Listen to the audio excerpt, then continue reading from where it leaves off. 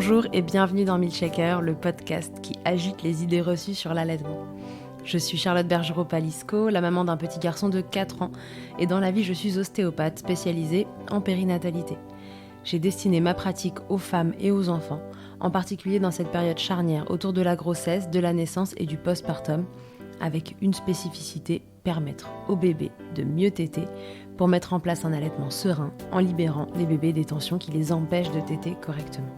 Ce podcast, je l'ai imaginé pour vous offrir des témoignages variés, des expériences de familles qui ont allaité plus ou moins longtemps et avec plus ou moins de facilité. Ici, vous découvrirez l'allaitement sous toutes ses coutures. Vous pourrez aussi vous informer auprès de professionnels, tous spécialisés dans le domaine, qui vous apporteront lors d'épisodes experts les informations les plus justes et vous permettront de vous orienter en cas de difficulté. Mon objectif, il est très simple, offrir ces informations à toute mère, famille et tout professionnel qui souhaite se renseigner sur le sujet. Que chacun puisse faire ses choix de façon éclairée et casser les idées reçues qui circulent pour vous rendre l'allaitement plus accessible, plus facile, normal, banal même, et ce qu'importe vos envies et votre projet. Ce qui aide ces informations à se diffuser pour que le plus grand nombre puisse en bénéficier et qui permet à Milkshaker de continuer de s'agiter, c'est vous, par vos partages autour de vous, sur les réseaux, vos écoutes, mais aussi vos notes ou étoiles sur les plateformes d'écoute. Alors je vous serais très reconnaissante de prendre 1 minute pour soutenir ce projet. Et maintenant, place à l'épisode. Lisa Rose est la maman de Georgia, qui a 10 mois quand nous tournons cet épisode. 10 mois d'allaitement tantôt exclusif, tantôt mixte, 10 mois d'une aventure qu'on peut qualifier de sereine, désormais. Mais tout n'a pas démarré comme prévu. Sur le papier, tout était évident. Lisa Rose avait un projet bien défini, la mise au monde de sa fille de la manière la plus physiologique possible, en maison de naissance, sans péridurale, et l'allaitement qui, pour elle, en découlait. Et puis la vie est parfois joueuse et décide de mettre un peu de bazar dans nos plans pour voir comment on s'adapte. Ici, c'est Georgia qui, enroulée dans son cordon, n'est jamais descendue dans le bassin de sa maman. Et après un travail interminable, arrivera finalement par césarienne en maternité. Alors l'allaitement, qui était évident sur le papier, a pris une toute autre tournure. Il est devenu nécessaire, indispensable, salvateur même, pour Lisa Rose, qui avait besoin de réparer cet accouchement douloureux. Et la douleur, elle fait partie du postpartum de Lisa Rose. Elle la force à s'adapter pour pouvoir allaiter Georgia, qu'elle ne peut ni porter ni bercer, en attendant d'aller mieux. Ajoutez à ça une infection pour maman et pour bébé, et quelques douleurs des mamelons au démarrage. Fort heureusement, Lisa Rose est tombée sur une équipe, ou que dis-je, une partie d'équipe à la maternité qui a tout fait pour ne pas mettre à mal cet allaitement, qui était devenu si important. Ajoutez à ça un conjoint, ô combien impliqué, qui prend sa place. Remuez tous ces ingrédients, vous aurez un milkshake délicieux dont Lisa Rose va vous livrer tous les secrets. Je vous souhaite une belle écoute. Bonjour Lisa, bienvenue dans Milkshaker. Bonjour, merci. Lisa, je suis ravie de te retrouver aujourd'hui, de te trouver aujourd'hui. C'est la première fois qu'on se rencontre et en plus, on a eu l'opportunité de le faire en direct, donc c'est toujours plus sympa d'échanger en face à face. Donc ravie de t'accueillir chez moi pour cet épisode. Pour commencer, un peu comme tout le monde, je vais te demander de te présenter, de nous dire ce que tu fais dans la vie. D'accord. Donc je m'appelle Lisa Rose, j'ai 25 ans, je suis créatrice de contenu et donc je suis la maman de Georgia Maria qui va avoir 10 mois dans 2 jours. Voilà. Ok, très bien. Alors Lisa, si on est là aujourd'hui, c'est que tu as allaité ta fille. Alors moi, la première question que j'aimerais te poser, c'est déjà, est-ce que tu avais prévu d'allaiter ? Est-ce que c'était un souhait de longue date pour toi ? Ou est-ce que c'est quelque chose qui est intervenu assez tardivement ? C'était quoi ta vision de l'allaitement ? Est-ce que tu avais une transmission autour de ça, un environnement allaitant et que ça te semblait une évidence ? Alors, quand je suis tombée enceinte, j'avais pas vraiment d'idée fixe sur est-ce que j'allais allaiter ou est-ce que j'allais donner le biberon. Après, on s'est renseigné. Je me suis un peu plus tournée vers tout ce qui est l'accouchement physiologique, etc. Et donc, l'allaitement, j'ai eu envie de le faire, mais sans me mettre de pression. Je me disais pas, il faut absolument que j'allaite. Je me suis dit, ok, je vais essayer. Si ça fonctionne pas, c'est comme ça. Et puis donc, c'est devenu un petit peu tout l'inverse. Donc après l'accouchement, vu que l'accouchement ne s'est pas passé comme prévu, donc comme j'ai dit, je voulais un accouchement physiologique. On s'était dirigé vers une maison de naissance, donc on voulait vraiment pousser la physiologie jusqu'au bout. Et puis donc ça n'a pas été possible. Voilà la césarienne. Et en fait, je l'ai vraiment vécu moi comme un échec, cette césarienne, parce que donc j'avais cette idée que toutes les femmes étaient capables d'accoucher naturellement. On le fait depuis la nuit des temps. Et donc j'avais vraiment cette idée très profonde, je l'ai encore d'ailleurs, c'est pas parce que moi ça s'est terminé en césarienne que ça veut dire que d'autres femmes ne sont pas tout à fait capables d'accoucher naturellement, mais du coup je l'ai vraiment vécu comme un échec. Je me suis dit, si je suis même pas capable d'accoucher, comment je vais faire pour être maman ? C'était vraiment assez brutal.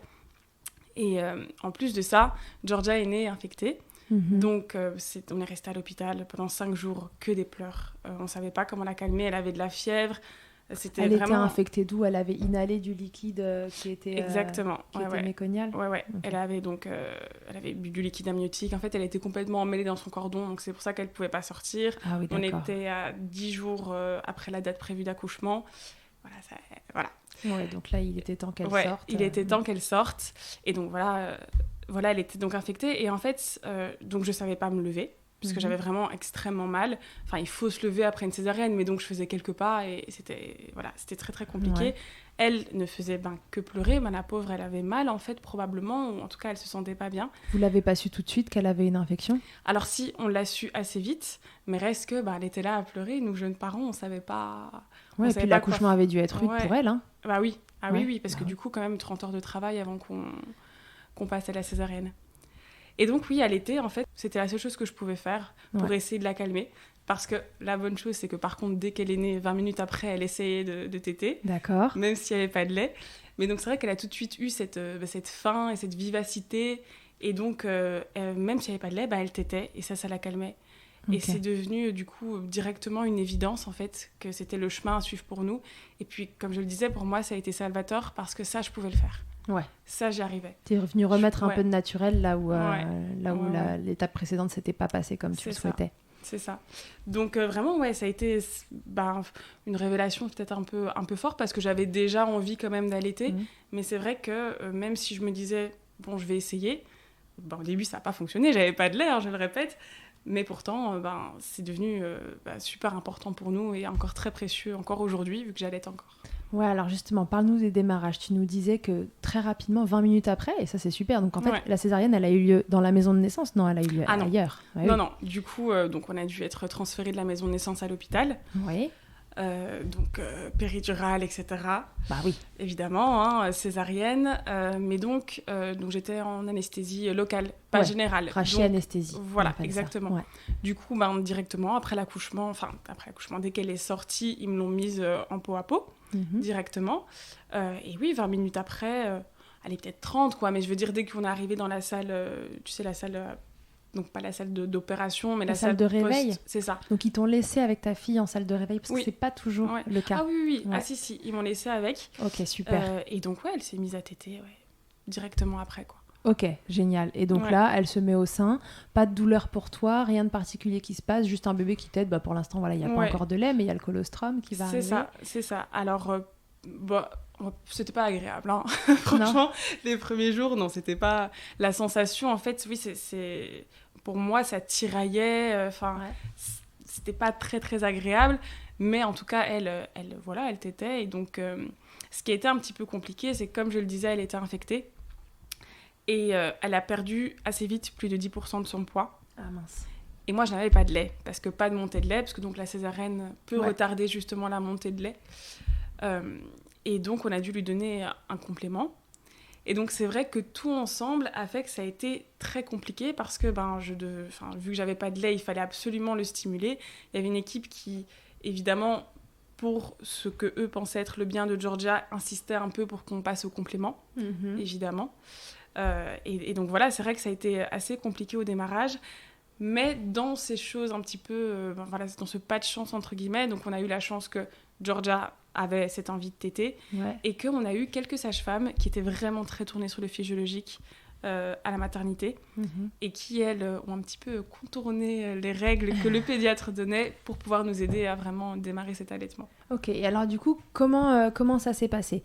Donc on lui donne finalement au bout de 24-48 heures, j'imagine, des compléments, c'est ça, parce qu'il trouve qu'elle perd trop de poids.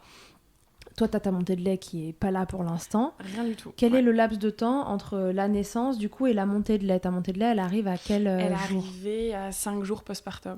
Voilà, donc du coup, elle a fait quasiment 3 jours de compléments.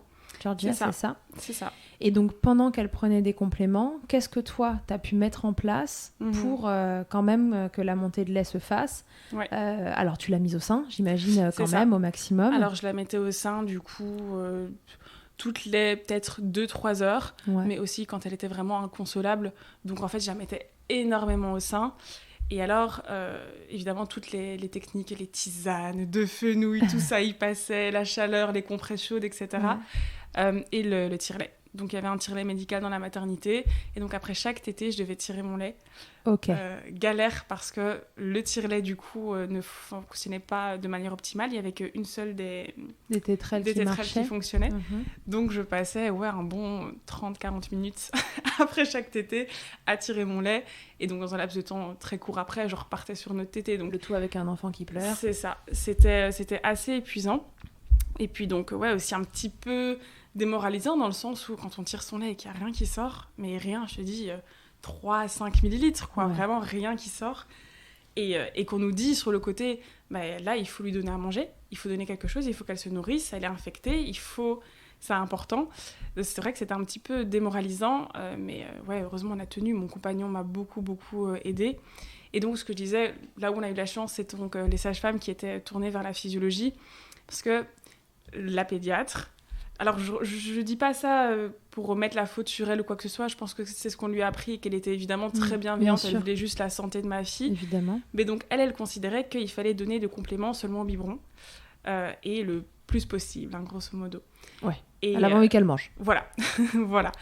Et donc, on a eu des sages-femmes qui sont venues nous, en secret nous donner donc d'abord des seringues pour que mon compagnon puisse donc mettre son doigt dans la bouche de Georgia et que Georgia puisse avoir le complément avec la seringue pour qu'elle ne perde pas ce réflexe de succion en fait et qu'elle n'ait pas cette fameuse confusion sein-tétine et qu'elle refuse le sein après ou qu'elle n'ait pas une bonne succion après. Donc on a eu cette première méthode là et ensuite une autre méthode donc qu'on nous a proposée, c'était carrément avec un tube, tu sais quand on fait les prises quand on fait les prises de sang, t'as un tube comme ça. Donc elles nous ont donné un de ces tubes là avec un petit récipient et donc on mettait le lait d'un côté. Et c'était vraiment du do it yourself, ce petit truc. Alors attends, non, les récipients qui branchent à la seringue quand tu fais une prise de sang, c'est ça ? C'est ça. Branches à l'aiguille ? C'est ça. Et qu'est-ce que vous faisiez avec ça, du coup ? Donc en fait, ils nous ont donné sur le côté comme un petit récipient où mettre le lait. Et donc on mettait ce petit tube dedans. Ah, donc un fil ? Un fil, c'est ça. Ok, donc c'est ça, c'est un dalle. C'est ça, on appelle ça un dalle en allaitement, donc c'est un récipient, le tuyau, et le bébé, quand il tète, ça vient aspirer le lait qui est dans le récipient. C'est ça. Okay. Ouais. Donc on a fait avec ce qu'il y avait, avec ce qu'ils ont pu nous donner. Et donc on a fait ça. Et encore une fois, Georgia, par contre, très grand appétit. Tout ce qui pouvait passer, elle le mangeait. Très bien. Et elle a continué à vraiment bien téter. Et donc après 5 jours, cette montée de lait est venue. Et... Donc elle prenait et les compléments de lait artificiel et ce que toi, t'arrivais à tirer de colostrum, j'imagine, puisqu'on attendait la montée de lait. Donc un liquide orange un peu foncé, là, un peu épais. Elle prenait un mix des deux.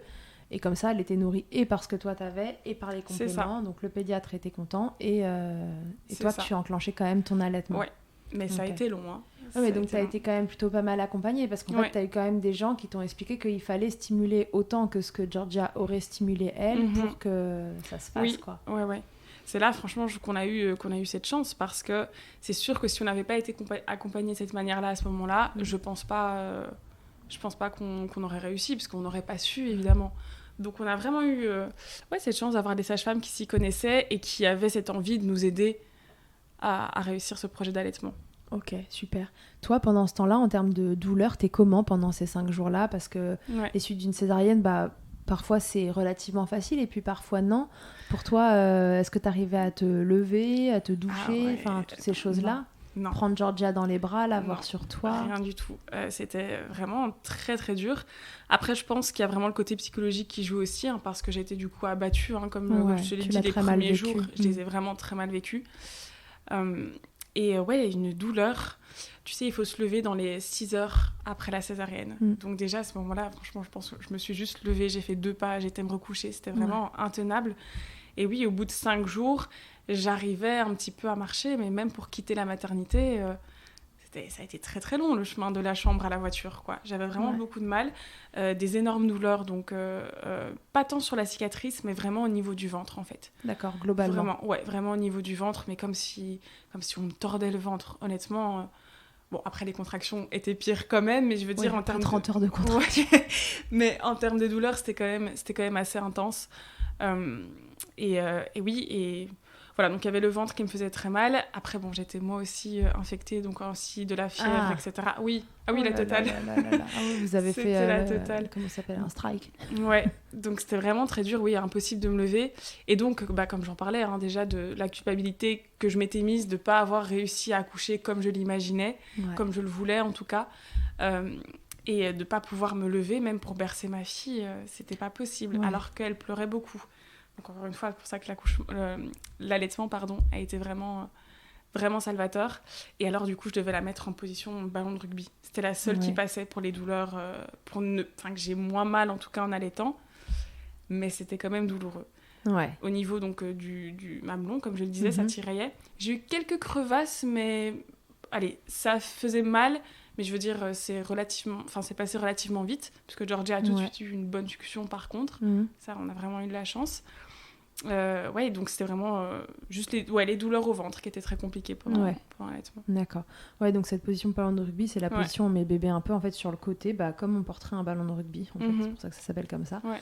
Et c'est vrai que c'est pas la position la plus pratique pour l'allaitement en général, mais quand on a eu une césarienne, ça peut trouver son intérêt parce que c'est vrai que les positions où bébé est sur le ventre avec ses patounes là qui viennent vous malaxer le ventre, c'est pas du tout confortable. Non, ça c'était pas possible. C'est pas possible.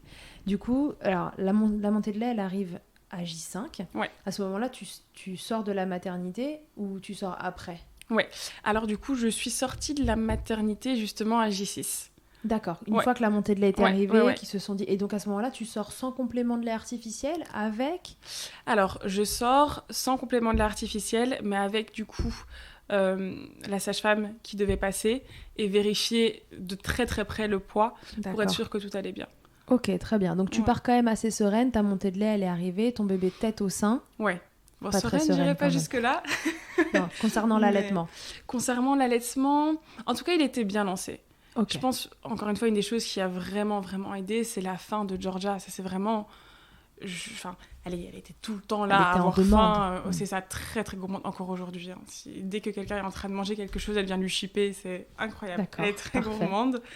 Et donc ça, oui, ça a aidé parce que à partir du moment où elle, de toute façon, elle était tout le temps en train de téter, je me disais, bon, ça devrait fonctionner. Oui. Et vu que, sur le mamelon, en tout cas, j'avais à ce moment-là plus de douleurs, plus de crevasses, ça allait. Oui, donc tu as vécu les tout démarrages de ces sensibles, mais c'est pas l'horreur, c'était plus des problèmes de césarienne et de cicatrisation qui posaient problème. Ok, donc tu rentres à la maison, fin de la maternité, toi t'es encore pas très bien physiquement, mais l'allaitement il se lance. Comment ça s'est passé ensuite ? Du coup, la sage-femme est passée, c'est ça. Elle est venue vérifier qu'elle prenait bien du poids. Comment ça a évolué tout ça ? Après, très très bien. Franchement, après, très bien. Je pense que comme on le dit, une fois que c'est lancé, en fait... Voilà, c'était lancé. Elle a bien repris du poids. C'était vraiment ça qui inquiétait le plus, parce que quand ils perdent plus de 10% de leur poids directement, c'est un petit peu... Ça sonne la sonnette d'alarme, c'est ça. Mais du coup, ça s'est très bien passé, parce qu'elle a très bien pris du poids. Elle tétait très bien. Voilà, à chaque fois, on vérifiait bien donc, la déglutition, etc. Bon, ça, je pense que c'est un peu basique. Je suppose que toutes les... oui, mais ceci dit, je crois pas qu'on apprenne... Enfin, je suis même sûre qu'on n'apprend pas systématiquement aux mamans à reconnaître les moments où son bébé déglutit. Ouais, et d'ailleurs, on se retrouve parfois avec des enfants qui sont au sein, qui ont l'air d'être branchés, mais qui en fait font pas grand-chose. Et les tétés durent des heures, mais en fait, c'est pas efficace. Et donc, c'est vrai que c'est un truc important de savoir reconnaître un bébé qui déglutit, parce que ça permet de savoir quand est-ce qu'il mange, en fait. Ouais. Vraiment. Mais ça, c'est vraiment... Moi, c'est un conseil que je donne beaucoup à mes abonnés quand elles viennent me parler d'allaitement et de comment de le faire. Je dis toujours, il faut trouver une consultante en lactation avant d'accoucher. Ouais, bien sûr. Tout simplement. Et d'avoir, du coup, quelqu'un qui, déjà, connaît notre projet, connaît nos envies, etc., et qui puisse nous aider au moindre souci, en fait. Je pense que c'est super important. Et toi, t'avais quelqu'un, du coup ? T'avais contacté quelqu'un en amont qui a pu t'aider pendant cette période-là ? Parce que tu parles beaucoup des sages-femmes, de l'hôpital et tout ça. Alors, du coup, moi, je m'étais donc accompagnée déjà des sages-femmes par rapport à la maison de naissance. D'accord. Je l'ai accouchée donc avec des sages-femmes en maison de naissance. Oui. J'avais aussi une doula. Donc voilà, un peu la totale. Ouais. Maintenant, donc à l'hôpital, évidemment, ce n'étaient pas les sages-femmes de la maison de naissance, parce que voilà, elles ne peuvent pas débarquer et travailler dans un lieu pour lequel elles ne sont pas agréées, évidemment. Mais donc, pour le suivi post-accouchement, c'était les sages-femmes avec lesquelles je devais accoucher en maison de naissance. D'accord, ok, très bien. Ouais. Ok, donc t'as été bien accompagnée. Donc tu rentres à la maison 5 jours après. Georgia, elle de son côté, elle reprend du poids, ça roule. L'infection, j'imagine qu'elle est traitée. Oui. Ça se désamorce. C'était avant de quitter l'hôpital, évidemment. Elle a été sous antibiotiques pendant les 5 jours. Mais donc on est parti quand elle n'était plus inflammée. Parfait. Toi, en termes de douleur, tu continues d'allaiter dans cette position ballon de rugby pendant combien de temps ? Pendant combien de temps est-ce que c'est difficile ces suites de césarienne ? Alors, pendant 2 semaines, ça a été assez compliqué. Vraiment, pendant 2 semaines, ça a été assez compliqué en termes de douleur. Et puis, en plus, j'avais ce truc, je voulais pas trop prendre de médicaments. Ah ouais ? Ouais. Parce que, autant, maintenant, si demain je tombe malade encore une fois qu'il faut des antibiotiques, bien sûr, je vais les prendre. Mais c'est vrai que les antidouleurs, j'avais pas envie d'en prendre des tonnes en allaitant. Ouais, rapport à l'allaitement pour que la petite n'en mange pas trop. C'est ça. Bon, c'est vraiment une question de choix personnel parce qu'en soi, actuellement, on dit que ça pose pas de soucis. Voilà, c'est mes convictions. J'avais pas spécifiquement envie de le faire. Oui, donc du coup, tu luttais un peu avec ta douleur. C'est ça. Mais après, franchement, après ces 2 semaines, disons que ça a été dur pendant 2 semaines et puis c'est comme si du jour au lendemain, entre guillemets, ça allait vraiment mieux. D'accord. T'as senti un moment quelque chose qui a changé c'est ça a été beaucoup mieux. Je me suis aussi, mon compagnon est kiné. Ah, et donc, super. Ouais, il m'a un petit peu aussi forcé à faire un peu des mobilisations et à un peu plus marcher. Sans trop exagérer, évidemment. Il faut faire attention au suite d'une césarienne pour vraiment bien cicatriser. Bien mais ça m'a aidé. Ça m'a aidé aussi. Ça t'a permis de remettre du mouvement de délier un petit peu toutes les tensions qui étaient en train de se créer autour. Voilà. Et après, franchement, ça a été. Honnêtement, jusqu'à 6 semaines, c'est ce qu'on nous dit, jusqu'à 6 semaines, il faut vraiment faire attention. Donc, j'ai continué à le faire. Mais voilà, je pense je peux dire à partir de la 3e semaine, ça commençait à vraiment aller mieux. Ok, t'as pu commencer à l'allaiter dans d'autres positions ? C'est ça. Alors après, les autres positions, du coup... restait un petit peu compliqué, par exemple les positions, donc tu sais quand tu es allongé, la position allongée tout simplement, elle s'appelle comme ça, où là c'est plus compliqué de contrôler ces petits pieds qui donc me tapaient dans le ventre, ça c'était plus douloureux par exemple. Donc, faut mettre un coussin entre les deux, le problème c'est que ça éloigne le bébé de toi, donc c'est pas idéal pour la prise au sein. Du coup je l'évitais à ce moment-là, c'était un petit peu ennuyant la nuit. Mais, obligé de te lever du coup, d'aller t'installer avec le coussin d'allaitement, les 50 trucs pour caler tes coudes, le bébé, etc. Voilà, mais ouais, franchement après ça a été, je pense, si j'avais su avant d'accoucher, évidemment, que j'allais avoir une césarienne, je pense que j'aurais un petit peu plus prévu toutes ces choses-là. Je me serais renseignée sur le sujet, voir un petit peu les positions d'allaitement, donc typiquement donc le ballon de rugby, un petit peu me renseigner sur comment donner un complément s'il le faut. En fait, j'aurais essayé d'arriver plus préparée en soi pour que cette période-là se passe plus facilement. Mais s'il y a bien une chose que je peux dire, c'est que malgré le fait que j'ai eu des débuts très difficiles, ça se passe encore super bien maintenant. Je suis à 10 mois d'allaitement et ça se passe très très bien. Donc c'est pas une fatalité que ce soit une césarienne programmée ou pas. Si on se renseigne et qu'on se donne un petit peu les moyens et qu'on a cette envie, le temps, la patience envers soi et envers son enfant aussi, franchement il n'y a pas de raison que ça fonctionne pas. Ouais, c'est complètement possible d'allaiter à la suite d'une césarienne. C'est vrai que c'est pas le chemin le plus facile parce qu'en effet ça peut retarder un peu la montée de lait, plus les douleurs, etc. Le combo de tout ça fait que j'allais t'en parler, du coup il faut être accompagné quoi. Donc, et par les professionnels de santé que tu as rencontrés et qui t'ont bien aidé, et puis ton conjoint du coup, si je comprends bien, en fait il est resté là tout le temps dans cette première semaine là où tu étais à l'hôpital, où tu pouvais pas te lever, etc. Quelle place il a pris à ce moment-là, quel rôle il a pris? Une place énorme, ça en tout cas, je suis très très reconnaissante de la manière dont il a géré les choses. Moi, ça a été aussi une révélation par rapport à lui. Je me suis dit, mais quel papa incroyable, et qu'est-ce que je l'ai bien choisi, quoi. Vraiment. Tu pensais pas qu'il serait comme ça ? Alors, j'étais sûre que ça allait être un très très bon papa, vraiment, parce que c'est quelqu'un de très attentionné, de très aimant. J'étais sûre que ça allait être un excellent papa. Mais c'est vrai que sur le côté un peu physiologique, etc., il était un petit peu moins chaud. C'est moi qui étais à fond dedans. Il m'a suivi parce qu'il respectait le fait que c'était moi qui accouchais finalement. Et donc il respectait ça, il m'a suivi, il me soutient de toute façon toujours. Mais pour l'allaitement notamment, il a vraiment fait tout ce qu'il pouvait pour qu'elle ne perde pas son réflexe de succion, donc voilà, l'allaiter au doigt, etc. Alors que le pédiatre disait de donner des biberons, lui, il m'a vraiment complètement soutenue par rapport à ça. Oui, t'as suivi, toi. Ouais. Alors que, bon, à la base, l'allaitement, pourquoi pas, mais pareil, si ça marchait pas, c'était pas grave. Voilà, c'était... Il a jamais eu un mot, un moment de « t'es sûr que tu veux continuer, c'est compliqué ?» Parce que, tu sais, parfois, quand nous, on est dans la douleur, un peu dans la détresse des démarrages, et qu'ils aiment pas nous voir comme ça, ils peuvent avoir le truc de « c'est pas plus simple si on arrête ». Non, là, toi, dans ton cas, il te suivait à fond. Alors, je pense, c'est fortement probable qu'il l'ait dit à un moment, mais tu vois, je l'ai pas retenu comme ça. C'est sûr qu'il a eu beaucoup de mal, évidemment, avec l'accouchement, de me voir souffrir pendant 30 heures, rien qui bouge. La césarienne, ça a été vraiment très, très dur pour lui. Mais je pense qu'il a tout de suite compris à quel point, justement, c'était important pour moi, après tout ça, en fait, de réussir à allaiter. Et donc, il m'a soutenue à fond. Hein.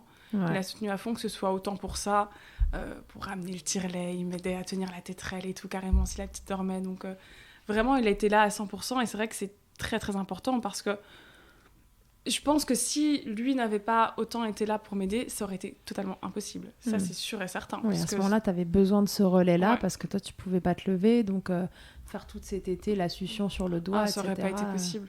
Ça aurait juste pas été possible. Donc, sans lui, voilà. J'en suis très, très reconnaissante. Mais c'est vrai que ça montre l'importance d'être bien entourée, en fait, dans les projets... Mais je pense dans les projets d'allaitement en général. Hein. Oui, bien sûr. Si ton compagnon est à côté et que ça lui pose problème pour X ou Y raison et qu'il te soutient pas, c'est sûr que c'est... Dans ce type de projet-là, quand les coparents sont pas dedans, en fait, c'est vraiment un facteur de mise à mal d'un projet de ce style, parce que il n'y a pas beaucoup d'allaitements qui sont avec zéro galère, et si à la première galère, on a quelqu'un qui nous dit « Oh, c'est un peu galère, tu veux... compte pas plutôt arrêter, viens, on donne des biberons, c'est plus simple. » C'est, voilà, avec la fatigue et tout ce qui se passe en postpartum, on est vite tenté. Il aurait pu, franchement, parce que finalement, il y avait un petit peu tout qui était réuni. La petite qui n'allait pas bien, moi qui ne pouvais pas me lever. La pédiatre qui disait il faut nourrir cet enfant et qui était un petit peu contre ces techniques un peu plus physiologiques. Oui, clairement, il aurait pu se dire, même pour le bien de ma fille, on fait comme ça en fait. Mais non, franchement, il a écouté. Il a été très ouvert d'esprit sur le sujet, il a écouté. Et puis, La pédiatre, elle savait du coup quand même que vous la nourrissiez comme ça, sur le doigt avec la seringue, ou même non. Vous cachiez dans un coin. Du coup, non.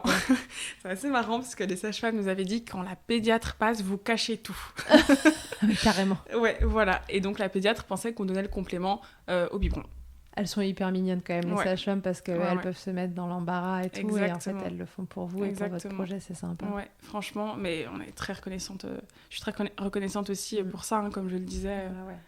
On a eu vraiment cette chance dans notre malchance, entre guillemets. Même si, allez, j'ai vécu assez mal cette césarienne, mais aujourd'hui, tu sais, je pense que tout arrive pour une raison.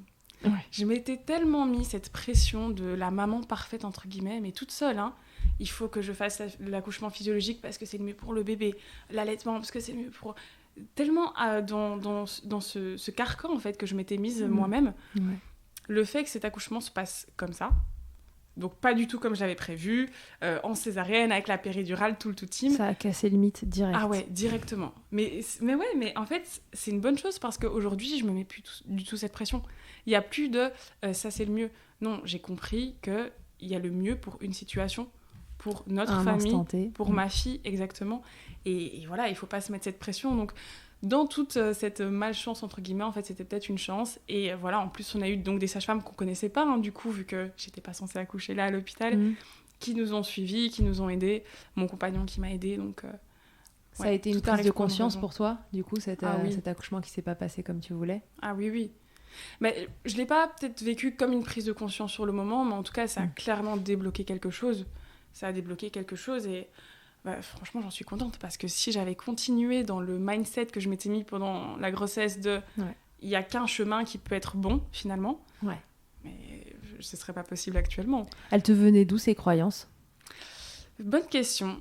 bonne question. Est-ce que c'est un peu... Parce que les réseaux sont quand même assez présents sur ce domaine-là, en fonction des gens qu'on suit. Enfin, on sait à quel point les réseaux peuvent être clivants parce qu'on suit un truc, on nous propose un autre truc qui forcément est un peu dans l'esprit du précédent et ça peut vite devenir clivant. Est-ce que c'est par ça ou est-ce que tu avais dans ta famille, tu vois, de la transmission autour de ça, de l'accouchement physio et tout ? Pas du tout. Alors, en tout cas, c'était pas par rapport à ma famille. Quand j'ai parlé d'accouchement physiologique, tout le monde m'a dit « T'es complètement folle pour la péridurale ». Okay. Tout le monde me l'a dit, donc c'était pas du tout du côté familial. Après, sur les réseaux, moi, au contraire, avant justement de chercher, de m'y intéresser et donc de trouver des comptes qui étaient un peu plus axés sur tout ce qui est physiologique, au contraire, moi, je voyais beaucoup de personnes que je suivais qui accouchaient avec une péridurale, qui donnaient le biberon, etc. Donc, j'ai eu, disons, un petit couac pendant mon suivi de grossesse avec la gynéco qui me suivait. On s'y retrouvait pas, je me sentais pas à l'aise. Il y a eu quelques petites choses qui vraiment, c'était vraiment comme un drapeau rouge. Je me disais, je le sens pas bien. Et en fait, c'est en cherchant du coup.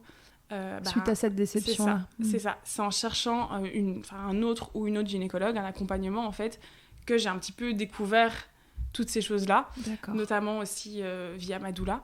Ouais. Voilà, et c'est de là que c'est venu, et puis je me suis de plus en plus renseignée.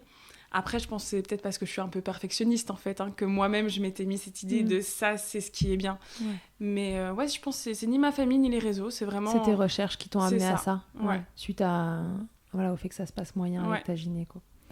Ok, alors maintenant, comment ça se passe l'allaitement ? Donc là, Georgia, elle a 10 mois. Après, ça a été un long fleuve tranquille, pas de galère, pas de petites pathologies d'allaitement Alors, rien de dramatique. La seule chose, c'est moi qui n'ai pas fait attention, c'est totalement de ma faute, mais j'ai eu donc une baisse de production de lait parce que j'étais partie en déplacement et j'ai pas assez tiré mon lait. D'accord. Et baisse de production de lait. Donc, et en plus de ça, Georgia, à ce moment-là, avait eu une petite gastro. Ah. Et les deux ensemble, elle a fait, donc je pense, une greffe de la tétée. Et donc, j'ai eu très très peur à ce moment-là que mon allaitement s'arrête. Elle ne voulait plus téter. Et quand je tirais mon lait, il n'y avait plus rien qui sortait. Enfin, j'exagère, mais beaucoup moins. Ouais. Donc, ça a été vraiment le gros quoi qu'on va dire qu'on a eu. Et elle voulait plus téter. Ça a duré combien de temps ? Alors, ça a duré 2 jours. D'accord. Donc, quand je dis elle voulait plus téter, c'est donc Georgia, c'est un bébé qui prend le sein, reste branché, maintenant c'est 5-7 minutes, on va dire. Et puis après, voilà, arrête, fait son re et même régurgite, en fait. D'accord. Donc, tu vois qu'elle a bien mangé et tout. Enfin, voilà, c'est une bonne mangeuse. Et donc, là, elle tétait, mais 10 secondes. Et puis, elle repoussait. Et donc, je me disais, mais qu'est-ce qui se passe ? Ça a été assez compliqué. Donc, j'ai tout de suite appelé une conseillère en lactation, etc., pour essayer de savoir ce qui se passait. Ouais. Et donc, j'ai tiré mon lait. J'ai fait cette fameuse lune de miel avec son bébé. Ouais. Power pumping, co. Ouais. J'ai arrêté, j'ai enlevé tout ce que j'avais à faire de mon agenda. Je me suis dit, ok, je reste avec elle, avec un maximum de peau à peau. Je l'ai prise en portage, etc., des bains ensemble, tout ça, tirer mon lait un maximum. J'étais à la pharmacie prendre les petits compléments, etc., la totale, quoi. Et franchement, c'est passé. Au bout de combien de temps c'est revenu, du coup ? Du coup, à partir 2 jours après, elle s'est remise à vraiment bien téter. Et puis après, je me suis plus trop inquiétée pour ma production de lait, parce qu'à partir du moment où elle tétait bien, oui, ça repartait. Ouais. Okay. Voilà, donc c'est, on va dire, le seul souci que j'ai eu, mais comme je le dis, c'était un petit peu de ma faute, parce que si j'avais suffisamment tiré mon lait en déplacement, ça ne serait pas arrivé. Elle avait quel âge ? Alors, 5-6 mois. D'accord. Ouais, 6 mois, je pense. Ok. En dehors de ça, facile. Ah ouais. Toi, tu travailles du coup beaucoup de chez toi, en tant que créatrice de contenu. À quel moment est-ce que tu l'as mise à garder ou autre, ou est-ce qu'elle est avec toi depuis ces 10 derniers mois et avec ton conjoint ? Ouais, alors là, elle a commencé début septembre la crèche, 2 jours par semaine, et donc jusque-là, on était ensemble. D'accord, donc du coup, il n'y a pas eu de reprise du travail, de façon de donner le lait différente pendant tout ce temps. En fait, elle était au sein, en exclusif. Alors non, on a commencé du coup de l'allaitement mixte, donc parce qu'elle était RGO.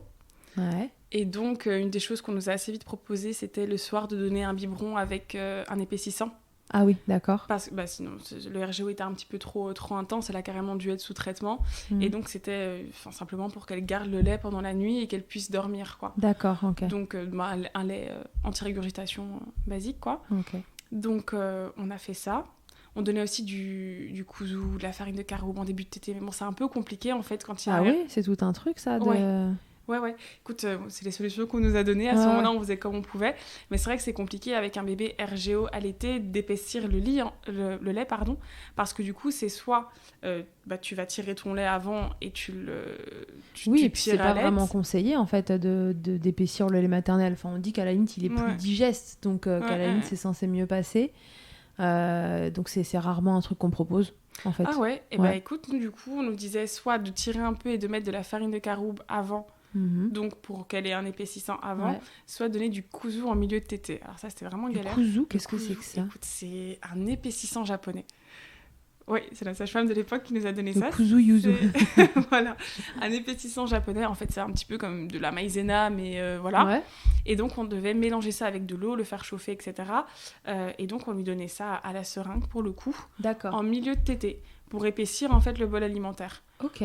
Ouais, on n'a pas vu d'énormes différences avec ces techniques. Hein. C'est pour ça, voilà, je t'en parle, je te raconte, mais honnêtement... Ni le biberon du soir, ni... Ah ouais. Bah, par contre, là, on a vu une vraie différence avec là, le biberon la différence. Ouais.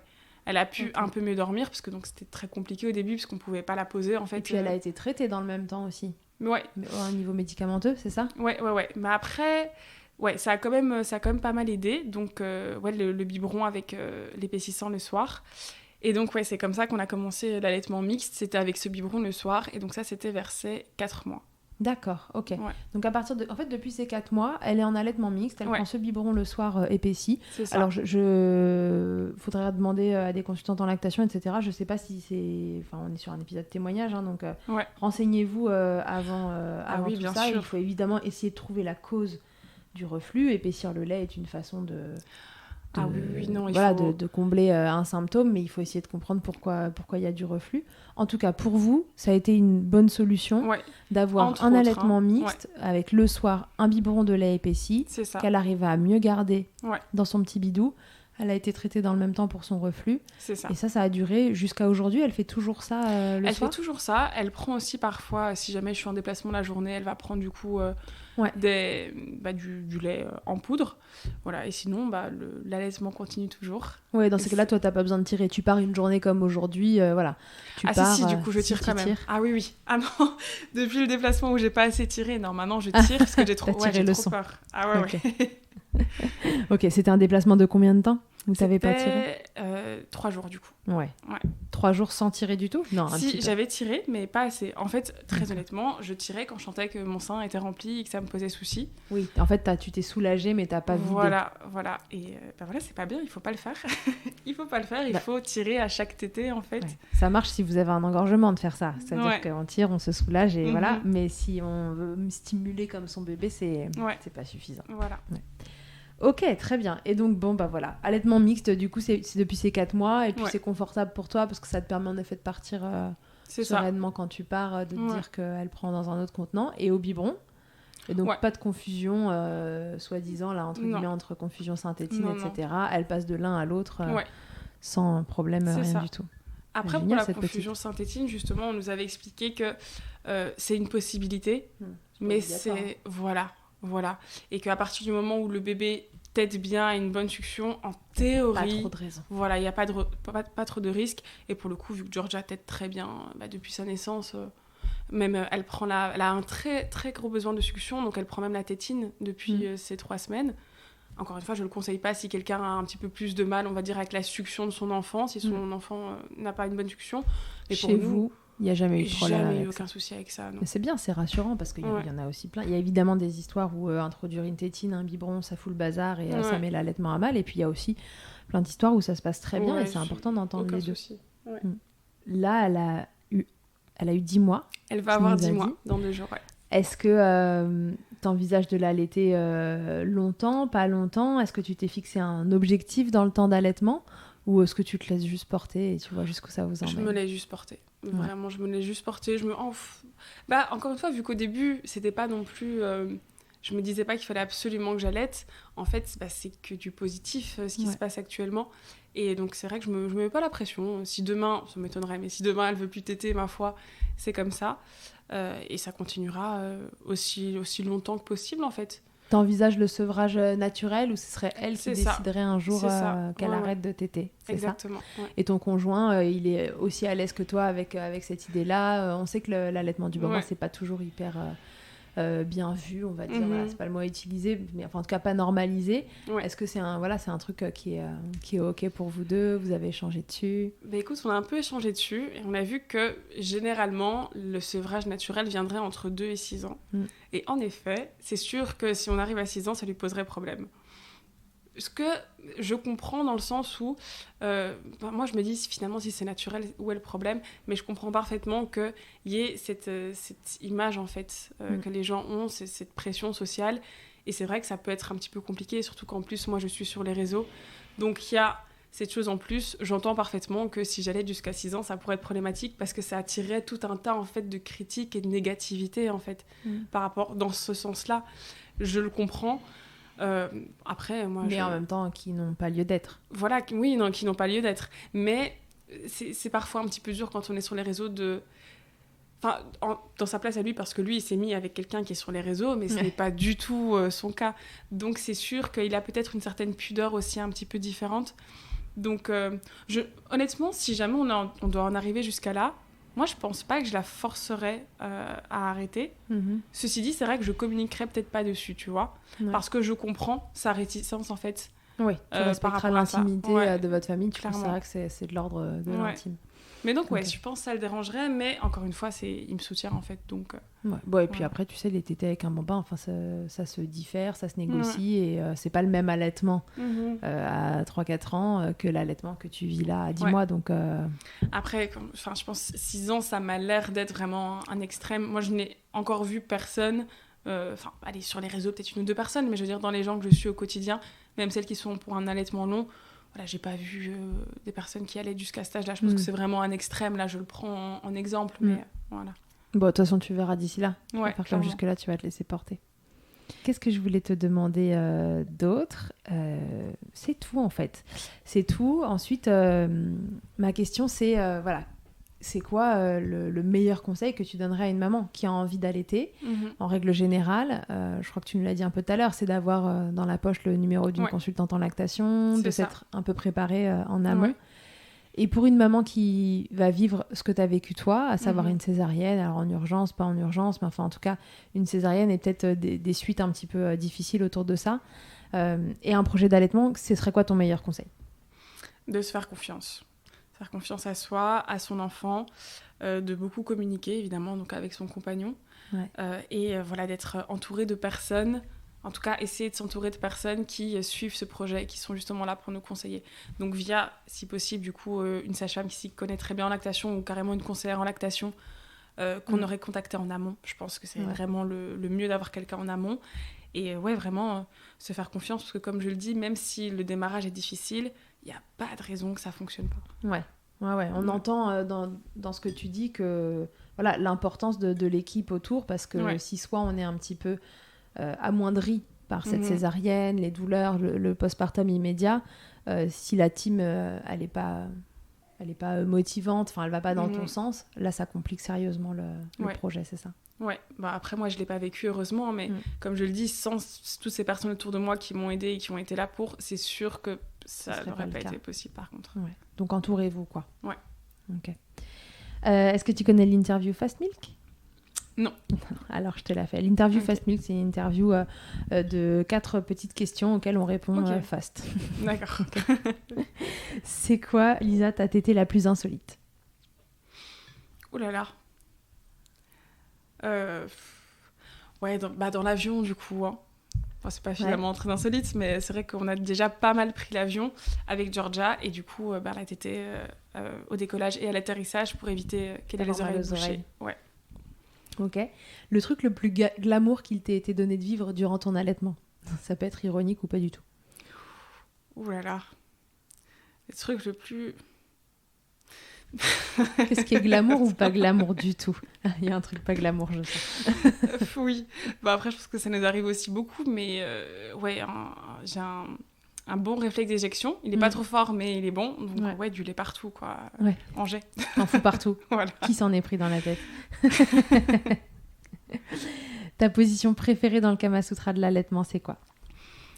Allongé. Allongé finalement? Ouais, finalement. Alors, cette position qui était difficile à faire au démarrage. Ouais, mais maintenant, très bien. Et le ballon de rugby alors? T'as arrêté? Alors j'ai arrêté, non, mais après, au début, c'était vraiment très, très, très utile. Donc pour toutes les femmes qui vont ou ont une césarienne, c'est vraiment une très, très bonne solution. Mais non, elle est galère. Elle est un petit peu galère. C'est plus on va facile. Pas se mentir, c'est un peu galère. Pour le coup, si on veut une position similaire, la Madone est beaucoup plus. Et puis plus ils grandissent, plus c'est la galère. Ils ont les pattes derrière qui dépassent. Tu peux pas te mettre dans ton canapé tranquille, ça va pas. Ballon de rugby, quand vraiment c'est nécessaire. Et si en un mot, tu pouvais me résumer ton allaitement jusqu'ici, qu'est-ce que tu me dirais? Magnifique. Carrément. C'est beau. Très bien. Merci beaucoup, Lisa. Merci à toi. Est-ce qu'on aurait oublié de dire quelque chose que tu aimerais transmettre ou autre, ou est-ce qu'on s'est tout dit? Écoute, je pense qu'on s'est tout dit. Super. On a bien fait le tour du sujet, je pense. Ok, génial. Merci encore beaucoup d'être venu jusqu'à moi, d'avoir pris ce temps dans ton emploi du temps de folie de cette journée. Et puis voilà, je pense que ça va beaucoup aider des mamans qui vont vivre ou ont vécu cette situation et qui peut-être se reconnaîtront dans ton témoignage. Donc merci beaucoup de l'avoir confié à Milkshaker et puis voilà. Merci à toi de m'avoir reçu. Avec plaisir. Belle continuation dans ton allaitement avec ta louloute et le bonjour chez toi. Allez, à tous et à toutes, à très bientôt dans Milkshaker.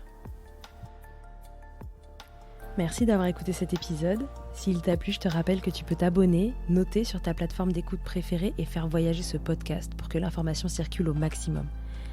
Et si toi aussi ton histoire vaut le coup d'être entendue, que tu as envie de réagir à l'un des thèmes abordés dans le podcast avec ton expérience, tu as la possibilité de me laisser un vocal de maximum 5 minutes pour me raconter ton histoire ou un épisode marquant de ton allaitement. C'est très simple, tu te rends sur mon site internet milkshaker.fr, tu cliques sur le lien qui s'affiche pour témoigner et peut-être que tu t'entendras bientôt dans un épisode.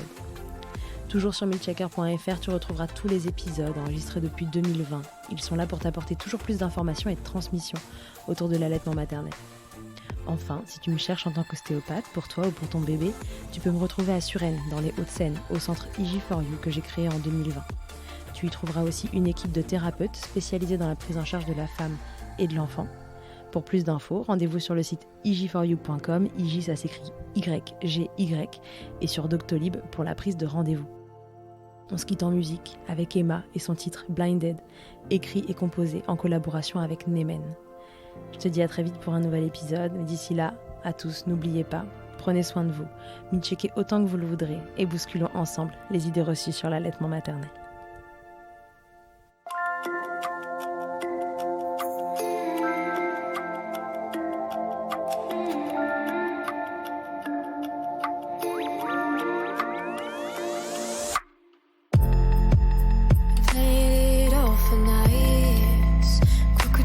Long drive, crazy, 'cause believe